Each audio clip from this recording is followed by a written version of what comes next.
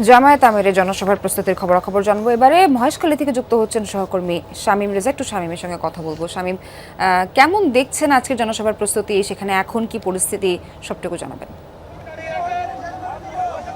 ইতিমধ্যে আসলে জনসভা স্থলে নেতা কর্মী এবং সমর্থকরা এসে উপস্থিত হয়েছেন। মাঠের বেশিরভাগ অংশই আসলে সমর্থকদের উপস্থিতিতে ভরে গেছে, দেখতেই পাচ্ছেন সেটা আমাদের ক্যামেরায়।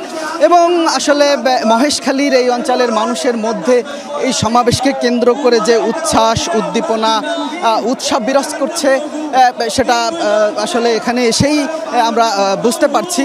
কারণ এবারই প্রথম আসলে জামাতের শীর্ষ নেতার আগমন আসলে এই এলাকায়, এবং তারা বলছেন যে এর আগে কখনো জামাতের কোনো আমির আসলে এই এলাকায় এসে কোনো সমাবেশে অংশ নেননি।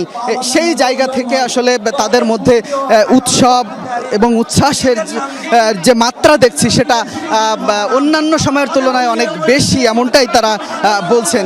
এবং এখানে আসলে 2008 সালের যে নির্বাচন, সেই নির্বাচনে জামাত সমর্থিত প্রার্থী এখানে নির্বাচিত হয়েছিলেন। সেই জায়গা থেকে বলাই যায় যে এটা আসলে জামাতের ঘাঁটি বলেও তারা বিবেচনা করছেন, এবং তারা বলছেন যে আসন্ন যে নির্বাচন, সেই নির্বাচনে তাদের প্রার্থী জয়ী হবেন বিপুল ভোটে, এমনটাই তারা প্রত্যাশা করছেন। একই সাথে নেতাকর্মী এবং সমর্থকরা বলছেন যে প্রায় দীর্ঘ 16 বছর আসলে দেশ থেকে নির্বাসিত ছিল, সেই নির্বাচন দেশে আবার ফিরে এসেছে, এবং নির্বাচন ফিরে আসায় সমর্থকদের মধ্যে একটা উৎসবের আমেজ বিরাজ করছে। এবং এই উৎসবের আমেজ আসলে 12ই ফেব্রুয়ারি পর্যন্ত অব্যাহত থাকবে, এমনটাই প্রত্যাশা করছেন। একই সাথে বলছেন যে নির্বাচনের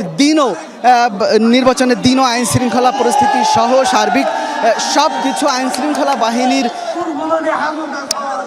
শৃঙ্খলা বাহিনীর আয়ত্তে থাকবে, এমনটাই তারা প্রত্যাশা করছেন। এবং তারা বলছেন এই উৎসব মুখর পরিবেশের মধ্য দিয়েই এই নির্বাচন শেষ হবে এবং শান্তিপূর্ণভাবেই ক্ষমতা হস্তান্তর হবে, এমনটাই প্রত্যাশা করছেন মহেশখালীবাসী।